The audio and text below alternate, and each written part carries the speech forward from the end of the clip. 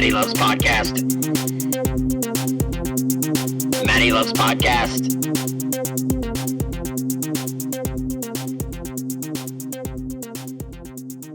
Welcome to another episode of Matty Loves Podcast. I'm your host, Matt D. Simone. Joining me, as always, Dr. Tom Lucas. This is episode 40. Holy cow, man. This show's middle-aged. Yeah, it is. It is. This is the 40th episode. Wow, man. When we started doing this, I knew we would go the distance, but still, 40 is pretty amazing. There's 40 hours of us rapping. At least. There's way more than 40 hours if you throw, and this is counting for all of the Star Wars commentaries. That counts into this, and then we did a little year-end special last year that counts. So this is overall for Matty Loves Podcast the 40th episode, and we're really proud of that because we wanted to do 20 last year and we did. Right. And yeah. Really, total now we've doubled that. We've met every goal that we've set June. For the show. Yeah, exactly. Thus far. Exactly. So. I figured we'd throw on the Bob Ross, which is now available on Netflix, which people are like, oh my gosh, Bob Ross is on Netflix, and it's pissing me off because I'm like, he's been on Amazon the whole time, you can buy seasons. I bought them. Amazon does hardly anything to promote their streaming service, I swear to God. Yeah. And the interface is terrible. You go there and you're like, what to watch? And it looks like a ton of banner ads is what it looks like. It's like, I don't know. It's hard to negotiate, I'm a big believer in Amazon Prime. Yeah. I order stuff all the time. Gets to your house the next day. And certain things in Orlando will come to your house the same day. Yes. Right? Yes. And eventually, you will get it before you order it. It'll actually time travel. Right. And you'll wake up and it'll be in your living room. You'll be like, I didn't order this. Yeah. And then because time will force you to do it. Right. Yeah. So this is crazy. Right. Sort of thing. So the drones thing was pretty funny, Yeah. I imagine that. But anyway, please, at this point, if you would add some noisemaker sound effects and a celebration. Woo! Right. Like a little applause right now. Happy anniversary. Yeah, happy anniversary. It is. Us. We're going to us. That's right. we're going back to regular continuity. I'm kind of doing a comic book thing, and this wasn't planned, but it's ironic that it's happening. We did the Volume 2 thing, and I kind of just got tired of doing Matty Loves Podcast Volume 2, Episode 3. That sounds pretentious as hell. Why do you need to do that with a podcast? So we're going back to the regular numbers. This is issue 40. It's issue 40. It's our 1 year anniversary here, and I mean, looking back, man, we've definitely, we've covered a lot of different topics on this show. 12 more episodes, and we'll have done the new 52. Of course, yeah, the 52 episode will have to 53 do something. Will have to be rebirth. Right. So yeah, exactly. We'll redo our origin stories. Yeah, we'll retcon everything. Yeah. Everything that happened before didn't happen. There was a really good article, I want to say, on Comic Book Resource the other day about why Marvel doesn't have to reboot and DC does all the time. And it boils down to the fact that Marvel really started in the 60s. There's only 3 characters that they carried forward. All their characters aren't 90 years old. Human Torch, and Captain America, right?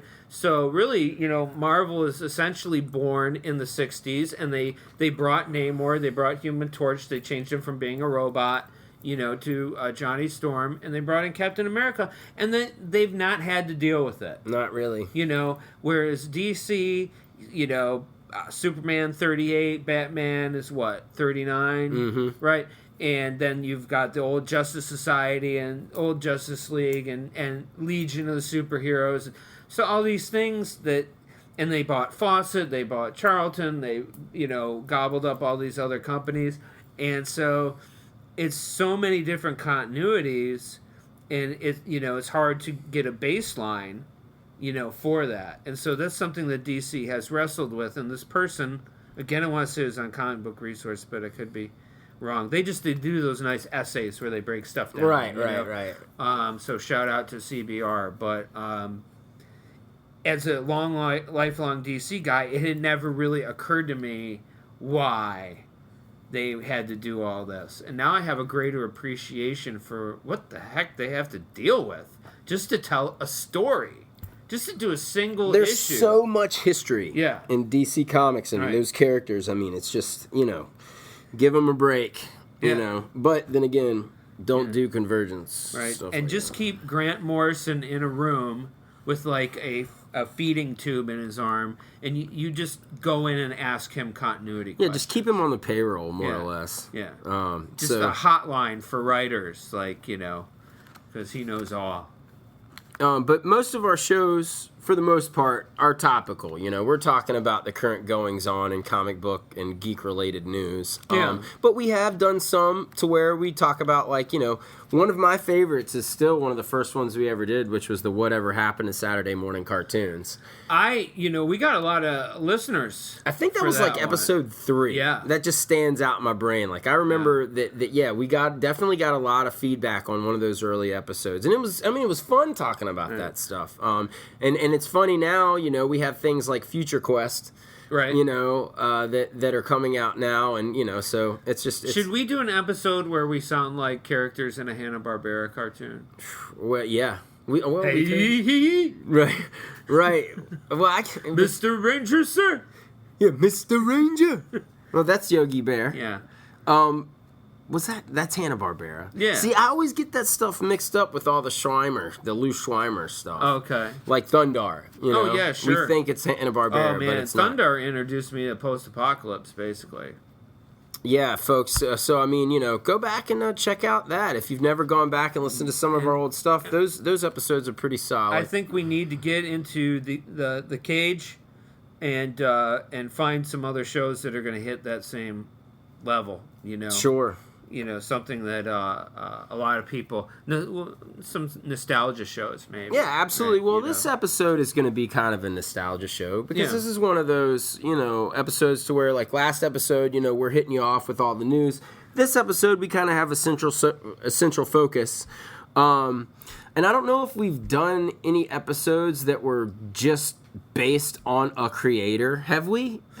No, we could do. We could do a Claremont for sure. Yeah. I'm surprised we haven't done one yet. Mm-hmm. But then again, moving forward here with the podcast, there's going to be a ton of new things popping up and ideas that we will definitely share. I still want to do that like AM radio serial. Oh yeah, and then there's our Star Wars. Well, yeah, dude, I was just thinking about that the other day. I think we I'm should just do what some the radio hell? plays. Right, a Star Wars radio plays. Let's wow, I have to get Nick in on that. Actually, right? Yeah. Well, Nick is the master. Well, I'm going to be recording with him. We're going to kind of talk about some of this Rogue One Warcraft stuff. Is he stoked for? Yo, Nick, I hope you're listening. Yeah, what do you think? I think that he probably hasn't actually touched the ground in about a year and a half. He's the guy. He's the guy that went ahead and was talking to. We were working together, and he hit his fiancee Rachel off with hey, I'm about ready to buy Star Wars weekend tickets, and Rachel said, hey Matt, Nick's about to buy Star Wars weekend tickets. Not like, hey, do you want to go? And I was like, yo. Will he buy me the pre-sale? Go ahead and give me the pre-sale. Yeah. And he did, which is awesome. So we will be going to Star Wars Weekend together next year. And if there's anybody that I would want to go to Star Wars Weekend with besides you, Beggs, Nick, come on. Oh my gosh, I would want to go with Nick first and foremost. Oh my gosh, I'm going to learn so much. He's taught me so much about Star Wars. Is that April or May? I think it's March, actually. Oh, yeah, It goes. This is the Disney thing, It's right? Star Wars Weekend into Mania Weekend. Okay. So the Star Wars Celebration goes on, and then WrestleMania goes on in Orlando. So Celebration was an Orlando thing, and then it moved away, and it came back? Is that what happened? No, I think the Star Wars Celebration, since they started doing it, has been out in LA at Disneyland in that area for the most part. And now it's a Disney World? And now I think this is the first year that they're having this specific Star Wars celebration at the convention center. Okay. So, how much is the weekend? Oh, man, honest to goodness, man, getting all three together, I think, it was somewhere in the vicinity of like 150, 160. That's not really too bad. No, when you think about it, it's 4 days. Yeah. If you go to the door, if it's not sold out that day, it's $60. I might come up for a day. You know, meet up with you guys. So if you think about it, it's $240 right just to pay each day. Yeah, and it's so you're basically getting a day for free. Yeah, dude, come up, man. Oh my gosh, there are going to be some. I'll it's check a convention. Yeah. It's a con. I'll check the schedule of events, and and also too. Were you wanting to go to Tampa? Tampa MegaCon. Yeah. It's Tampa MegaCon now. Yeah. The MegaCon is becoming a big beast of a thing. Yeah. Yes. Right? Yes. We got to go. Yeah. We need to go. It's in the fall. I almost went to MegaCon Retro. A few months ago. Or no, I'm sorry, the Spooky Empire Retro. But right. MegaCon will buy out Spooky Empire soon enough or whatever. And also too. Our tickets are secured for the one-night-only screening of Killing Joke. Yeah, I was going to ask you about that. That's a week, dude, because on Monday is the Joker Killing Joke, R-rated Batman action, and then that weekend is Guns N' Roses. Oh my God! Yes. Yeah, dude. God, we haven't talked about Guns N' Roses enough since we got back to doing this. Yeah, Guns N' Roses, July 29th in Orlando, Florida. Yeah. Citrus Bowl. Don't call it the Citrus Bowl. Yeah, it's Camping World Stadium. Camping World Stadium. Well, it reminds me of the old joke. It's not safe for work. Anyway, the punchline is, so you want to go camping? Anyway. I went to Camping World Stadium, the Citrus Bowl, for the first time last Saturday because my wife got free tickets to the Orlando Soccer Club, Orlando City So Soccer you went Club. to that game? Pride Night. Oh, okay. And every section wore a different color. Yeah. And they had a lot of things, showing the Orlando United, Sure. One Love, One Strong, and all that stuff. It was really cool. It ended in a tie because it's soccer. It was a 2-2 tie. It's awful. I watched the game. Just awful, man. And it makes me mad too, It really does. I guess it's just me being an American, but I watch soccer. I played it. Yeah, me too. And what position did you play? I was a career defender. When I was a kid, 4 years. I wanted to be. I was left winger, on every team I played because I had legs. Yeah. But when I got to high school and got a little lazy, I realized, oh wow, man, if we have the offense, kicking, I sit back here at fullback and not do shit and just wait for somebody to come my way and I'll put them out, take them out. So me and my best friend in high school, Dan, we played fullback when we were on the JV soccer club. Okay. And we played. What was your high school mascot? We played the ground, the Vikings. The Vikings? Northside Vikings. Northside Vikings. Yeah, I don't know if they've changed it now since. I don't think they have. The soccer team I played on was the Phantoms. That's pretty badass. And we had red Purple? shirts. No, red. Yeah, like the purple and gray. The Philly Phantoms. No, I'm saying purple and gray, like the Phantom comic. Billy Zane. Yeah. Yeah. But yeah, the old school comic as well. We wore red shirts and white shorts, and the thing that I hated as a kid is those white shorts they're that nylon, Umbro. Lycra, whatever, and they were see-through. They were totally see-through. Oh, cool. So you could see your athletic supporter and your underwear under the shorts. You were. Right, yeah. And when you're 10, you don't want people seeing that. Right. So I always hated the shorts, but I loved being on the team. Yeah. But I was a career defenseman, man. But going back to that, ridiculousness. I mean, it's a loss. They lost. I don't care what you say. If you're up and you get scored on in the last minute of added time that technically shouldn't have even been added because by that point they'd played past it. Yeah. You're going to take that as a loss, whereas if you're on the other side of things and you're the team that scores to tie it, still, it feels like a loss because you didn't win, you know? And you let 2 goals in. Orlando City is tied to this point, I think, 8 times. Yeah. Forgetting, man. Yeah. Go Union! Do you remember when hockey had ties? Oh, yeah, I do. And I think a lot of people didn't like it when they took it out of the equation, but I'm glad that at least now you get points for getting to overtime. Yeah.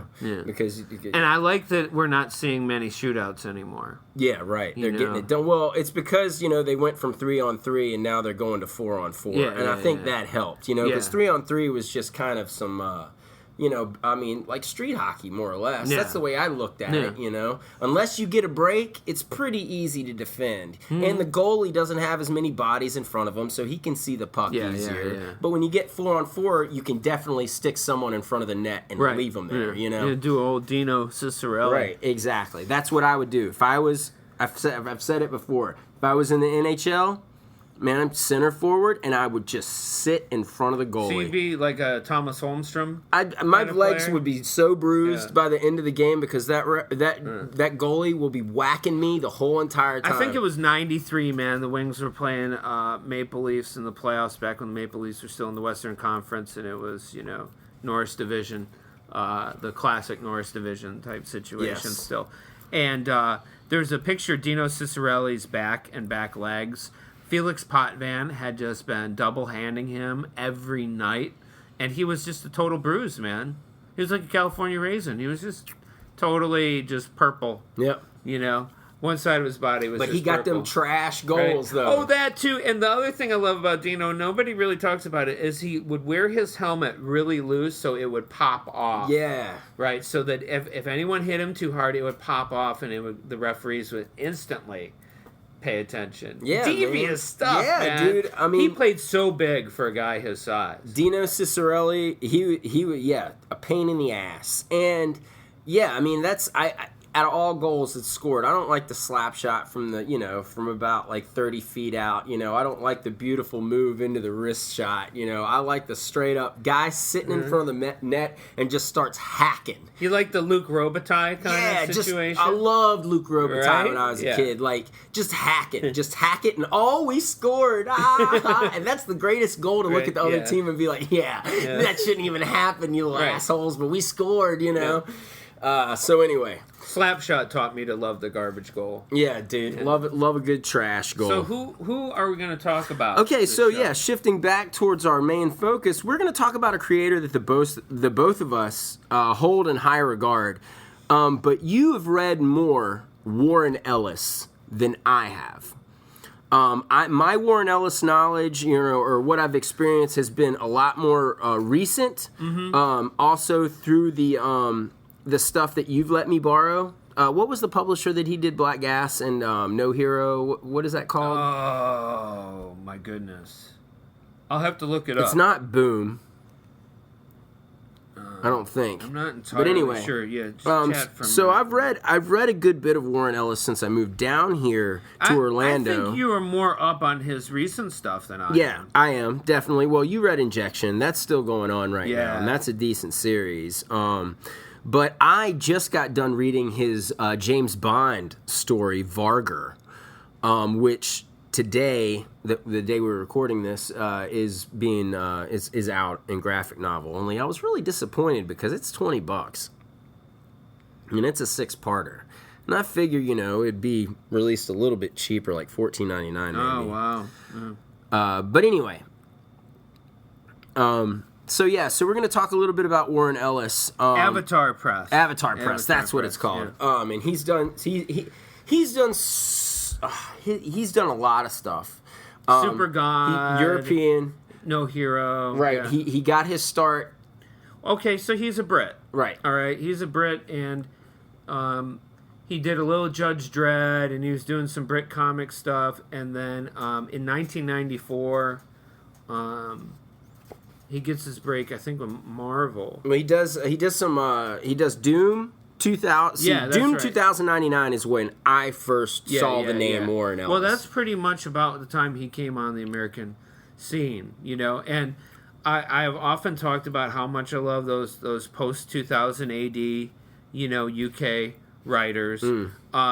The Brit Invasion, which was when DC plucked a bunch of those guys, is like 1985, 86. This guy comes around about 8 years later. So he's a little bit younger, but when I think about the Brit Invasion, I have a hard time not sort of including Warren Ellis. I think you do, because he was on the tail end, and he took all of that stuff, and I feel like he kind of refined it. Yeah. It was kind of like a mash of Morrison and those guys, and he kind of definitely you read a Warren Ellis comic book, if you know it's him, Right. it feels like him. Yeah.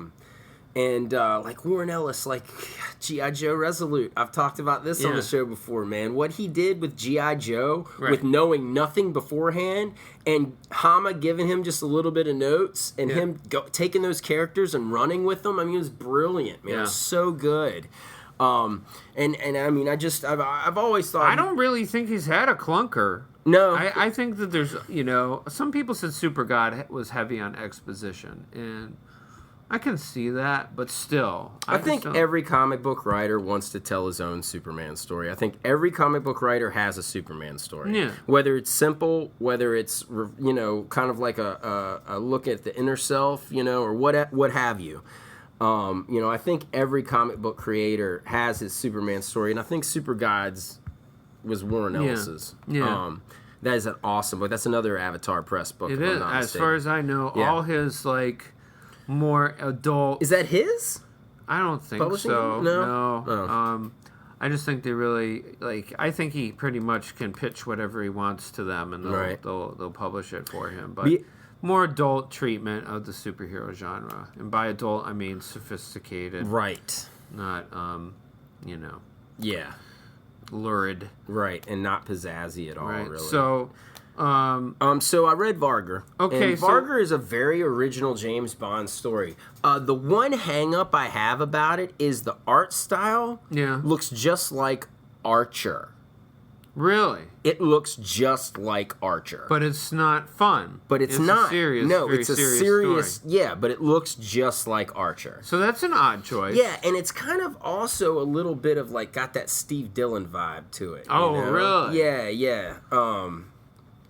And like I said, go ahead and grab them. Like I said, I said to you before we started recording, Vargur more or less is James Bond dealing with an agent of destruction that can't feel.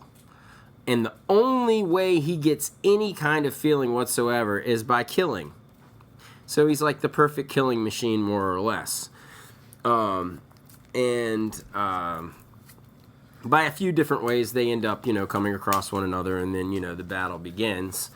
But like and you're a James Bond guy. Yeah, absolutely. So how did he do?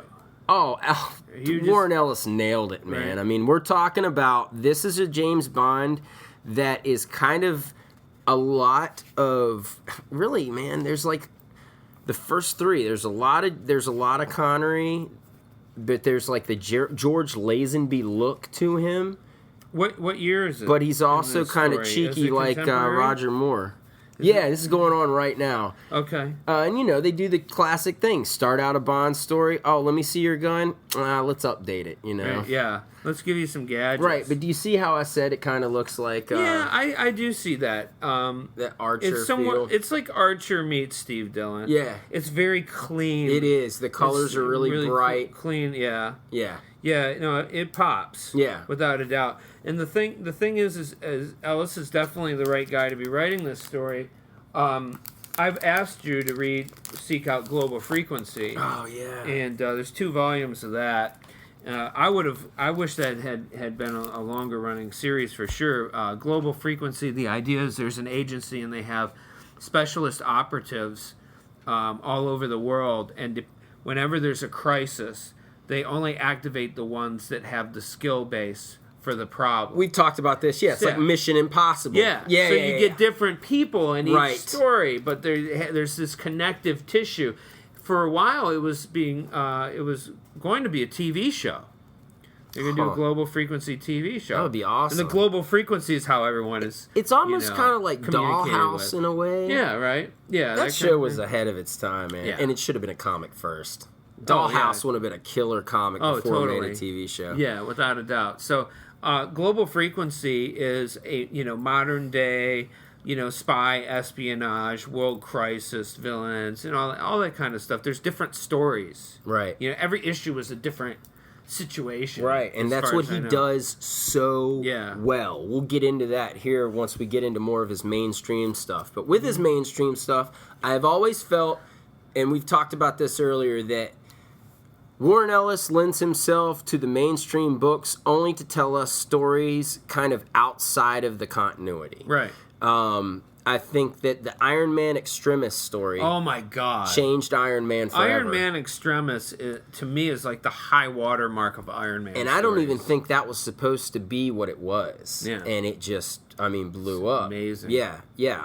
We wouldn't have, I don't think the Iron Man that we have on the big screen if it wasn't for a little bit of that Extremis. Yeah, I would agree with that. Mythos, played into his technology.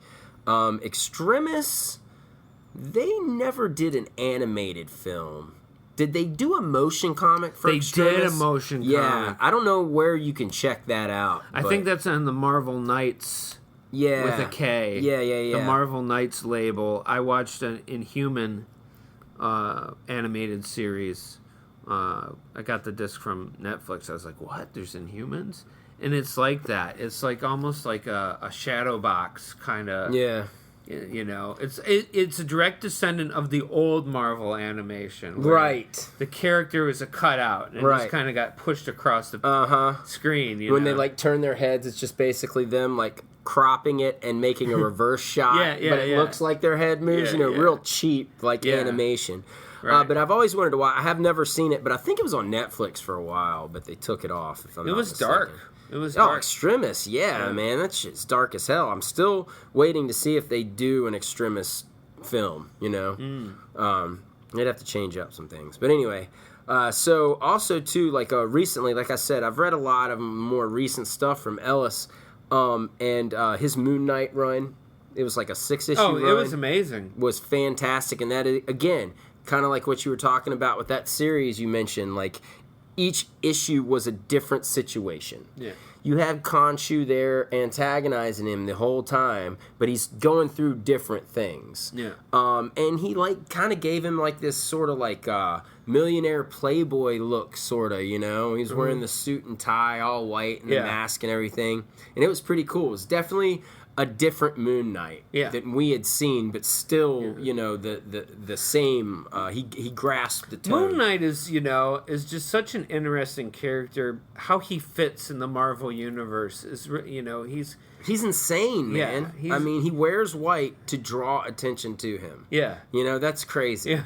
It's there's never been a Batman Moon Knight crossover, but that would be a fun ride. It would, because you got two totally different guys here. With pretty much the same amount of fundage. Yeah. And I'd love to see Moon Knight versus Batman one day. That'd be sick. Yeah. Moon Knight, though, he's always been kind of on the outer rim. Yeah. Of the Marvel universe. He's not stable, man. He's not a stable character. That's why he's kind of like Sentry, man. He's kind of just always on the outskirts. Have you ever read the Sentry trade? No. One of these days I gotta loan it to you. No. It was really neat how they did the whole Sentry's, introduction to the Marvel universe, It was just a really neat idea, that he had always existed in the Marvel universe, but something had happened and everyone forgot about this character, including the writers and editors at the Marvel universe. Right. That's just and it had people researching and looking. And, meta is hell. Yeah, really meta. So I always just thought, he's written good stories for Marvel and for DC, but I think he's just better off, in that indie vibe, man. That's what we got a lot. Transmetropolitan. Was that Vertigo? Yes. That was Vertigo. That's Vertigo. And if you didn't read it, the way I described it to Matt earlier is that it's basically Hunter S. Thompson if he lived in Mega City 1 and he was a journalist. Proper journalist. Trying to blow the lid off of things. Right. Spider Jerusalem. Warren Ellis has a lot of transhuman themes in a lot of his stuff. Technological augmentation of the body, genetic manipulation, replication, and all that stuff. Just like how Morrison is so deeply fetished into the metaphysical and spiritualism and the Indian mythology. Let's climb a temple and all that. Ellis's fetish is definitely the sort of the transhuman thing, and Transmetropolitan was just so much fun to read. You know, it's so unhinged. And, you know, I think we need a proper reintroduction of Vertigo in our lives. Yeah. You know, I know the long-running editor of the Vertigo line was like, go. Was it last year? Yeah. You know, and I don't know what they're doing, but I think it's time to come back. Vertigo gave us Preacher, man. Yeah. You know, let's not even get into Preacher. Oh, I'm not watching the show. So that way I can't talk about it. But no, I watched the pilot and tapped out. I can't. We were talking about Transmetropolitan. I was going to ask you about. Transmetropolitan was the very first comic book that when I was a teenager, and then I asked the owner of this comic shop, who's an older guy who loved Transmetropolitan and Astro City, and I asked him, I was like, Transmetropolitan, you know, should I check this out? And he's like, I don't know if you're going to really get what he's trying to say here. You know, you might need a little bit of time, you know, a little few years before you kind of understand some of the seasoned reader subject will probably matter. Get more out of it. Yeah. And so that's part of the reason why, you know, and then from that point on, it kind of became one of those books that, you know, I kind of forgot about over the years because, you know, I just stuck with my my mainstream stuff for years, you know, and then as I've, you know, gotten older and started to broaden my horizons, that's still one of those books on the list that I at least want to get through volume 1 and get a solid opinion on what I think is going on. For my money, the 2000 AD DNA is that I think he sort of got it out of his system by doing Transmetro. Those stories could easily be in any of the 2000 AD progs. They could. Why Judge Dredd doesn't come around a corner at some point actually baffles me. Right. For the most part, none of his other work, in my opinion, really feels like that stuff. You know, and I was pretty deep in it, you know, back in the day. Well, and now that I've discovered the 2000 AD app, I might be a subscriber soon. Yeah. Yeah, you know, so I might be grokking it pretty hard. But, you know, yeah, if you like something like that, you know, Transmetro is a pretty cool thing to check out. Also, too, with Vertigo, he did a little bit on Hellblazer. He wasn't there for that long. I think he wrote like a story or a one-shot or two. I think I might have a trade that's a Warren Ellis. Yeah. And that's John Constantine and his John Constantine, man. Dude, I have that. I still have that big ass Hellblazer trade from the very first volume. I'm sorry, you know, Doctor Strange is coming out this year, and it's going to be cool. But give me the DC Magic characters. Yeah, anytime. Man, I agree. Etrigan the Demon. Yeah. John Constantine, the Spectre, Deadman. Yep. Stop it. Yep. Way cooler crew. What is Madam? Is it Madam Xanadu? Is that her name? Yeah, I'm pretty sure. I think, yeah. And even Zatanna is Zatanna? Oh, yeah. Zatara. Zatanna is her dad. Zatara is the father. Zatara is the father. Yeah. Zatanna, yeah. With the backwards magic. I read Justice League 51 last night, and they were like, this is like a story that takes place like 6 months after the New 52 Justice League first got together or whatever. Yeah. And, you know, they say at one point, they're like, why don't we just have Zatanna come in and like just totally get everyone to forget about everything? Yeah, like, right? No. And I'm like, no, that's a pretty good idea, actually. That would make a lot of sense. I hope that's not what they plan on doing. So that would be kind of like a Scarlet Witch type situation with, what was it, Avengers Disassembled? Yeah, dude. Well, right? House of M. Yeah, House of M. Yeah, dude. Wouldn't that be kind of the thing right there? Kind of, right? But if that's what they need. Well, like, what was the... bring back the underwear. Oh, my God. What was the crisis where they learned that the Justice League was giving certain villains lobotomies, basically? Well, okay. So there's the Tower of Babel, which was written by Mark Waid. Right. And that was when all of the Justice League found out that Batman knew everything about them. But, you know... Had a what is that word? Contingency plan. Yes, for a contingency plan. Well, you know, he's got the kryptonite and the vault, lead line vault, and all that.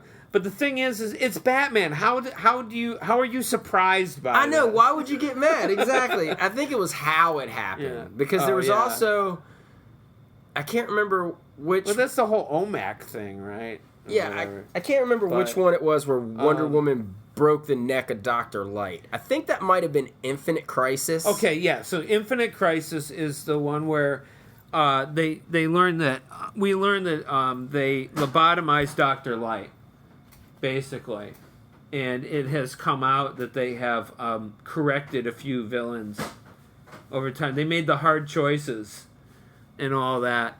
The one reason why I really liked that particular storyline was that there is this really brutal fight where they take down Deathstroke. Yeah. And it's like a street fight. It gets really ugly. And Green Arrow, like, shoves an arrow in his dead eye.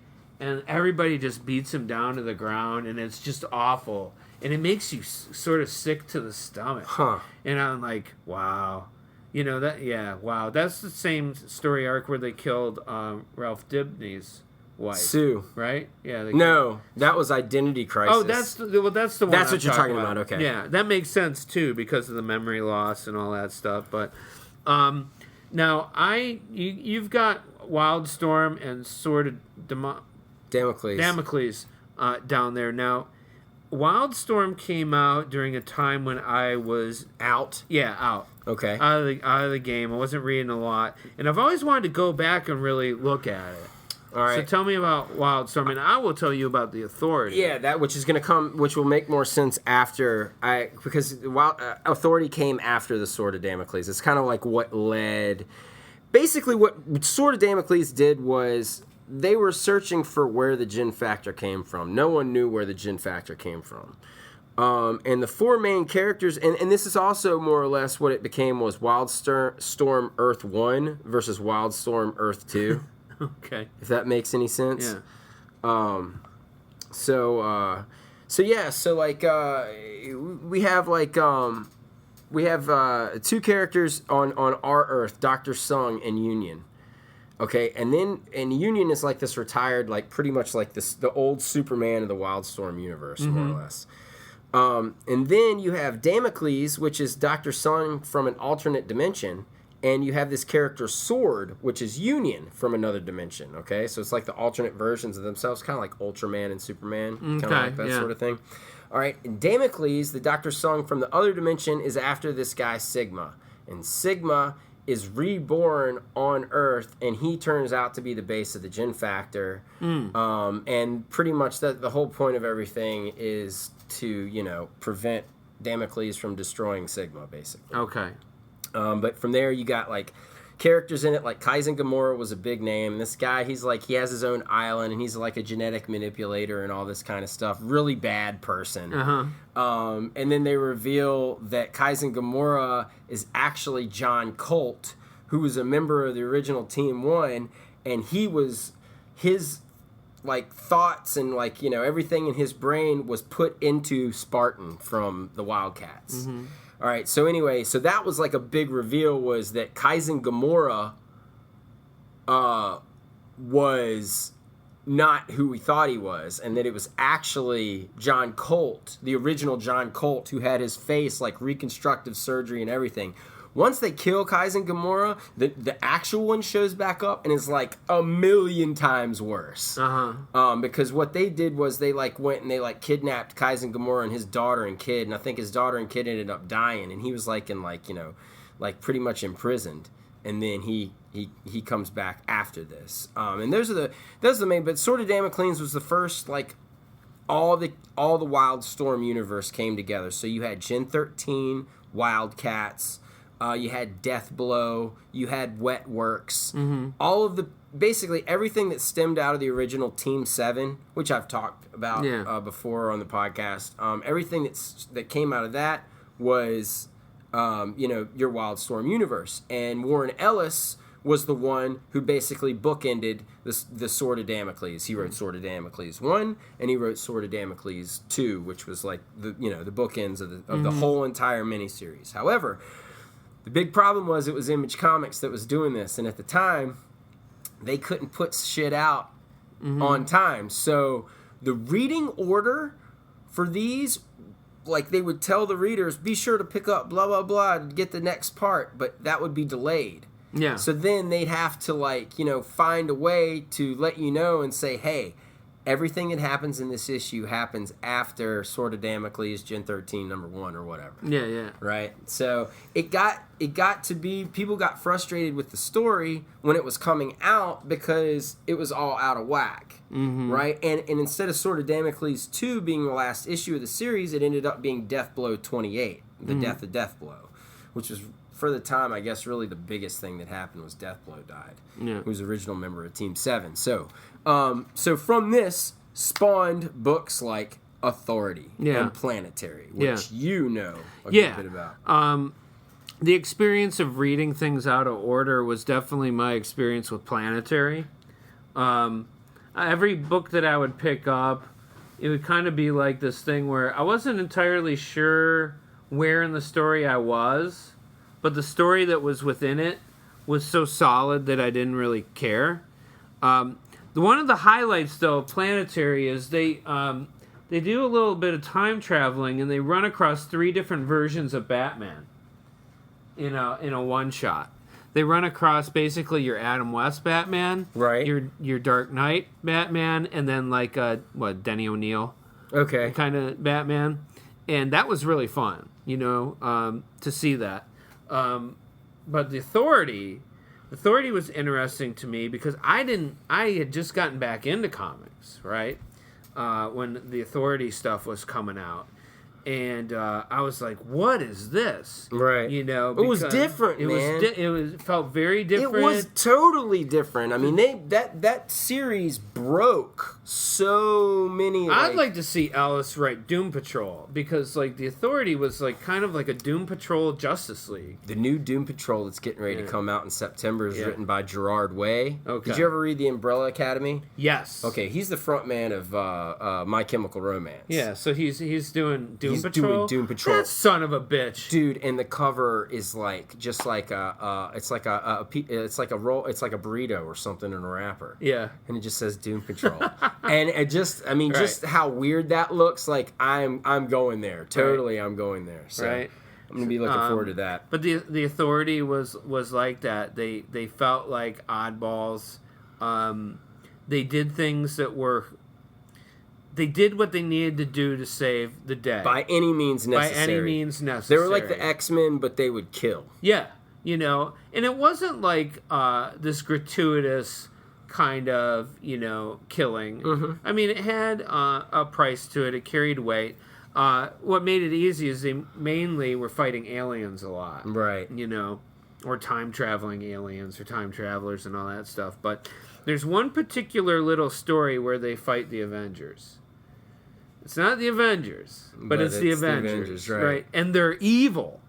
So it's like the crime syndicate Avengers. It's Nazi Captain America. Yeah, and he has definitely gender identity issues or sexual identity issues. Wow. And the thing about the Authority is it gave us Apollo and Midnighter. Which was the very first. Which is Superman, Batman. But they're gay. Yeah, they're gay and they're in a relationship. Yeah, that was the first stuff really of that outside of like North Star stuff, which really was only hinted at, and they didn't really ever come out and say anything back they're in the day. like massaging each other's shoulders. Oh, yeah, and stuff, but it's not, again, this book is not gratuitous. No, not at all. It's like you look at it and you're like, oh, they're a couple. Yeah. And let's move on. Because the Midnighter, he really does enjoy beating people up. Like a lot. A lot. Yeah. So he's got some like BDSM kind of stuff going on, right? But I love the shtick about him having the battle computer in his head. It's like Deathstroke. Yeah. Kind of situation. Yeah. He can figure out any move you're going to make. Yeah. And shut you down, which is way cooler than I studied with ninjas in the Far East. Right, like exactly. It makes more sense why he would be so effective. Yeah, he's so effective. But they fight the crime I like syndicate. Jack Hawksmoor is my favorite character. Oh yeah, and he's an interesting because he taps into the energy of a city. Yeah, and that is such a abstract superpower. Yeah, man. And then you have the shaman, the doctor. The shaman, yeah. And then you have the spirit of the 20th and the 21st century, right? And what do they engineer? Right, but what's Jenny Sparks? Is that her name? Yeah. What does she do? she's just kind of a punch and kick and shoot kind of hard ass. She's your type character. She's your ground. She's kind of a Captain America type character without a shield, sort of thing. I think she wears like the British flag on her shirt or something like that, right? Okay. So they fight the crime syndicate Avengers, and they do some horrible things, man. But these guys had it coming because this version of the Avengers, the Iron Man uses his repulsor rays on a baby ward at a hospital. Because they're looking for something, and he's like, I've been waiting my whole life to do something like that. And you're like, oh, these are bad people, right? They're villains. Their version of Giant Man, they just explode his knees off. Wow. They're like, you're such a big target.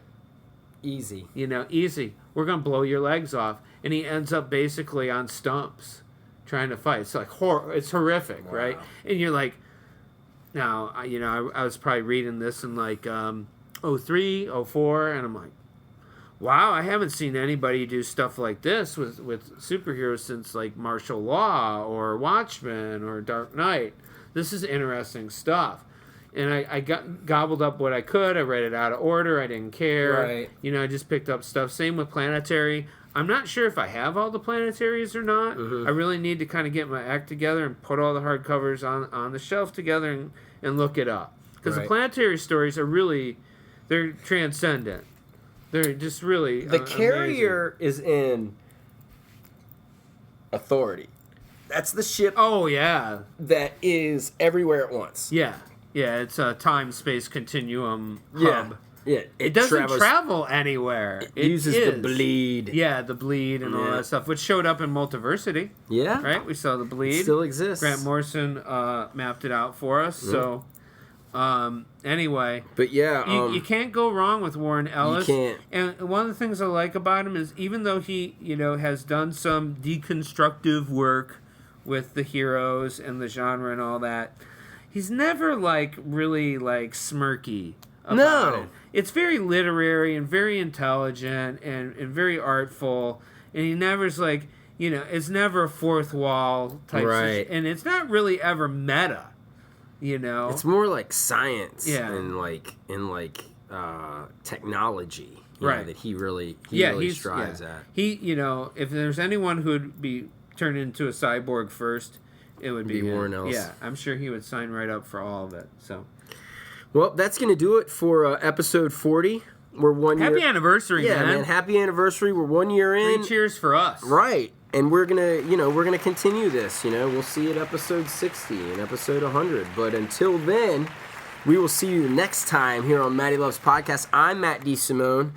For Dr. Tom Lucas, we will see you next time. Matty Loves Podcast. Matty Loves Podcast.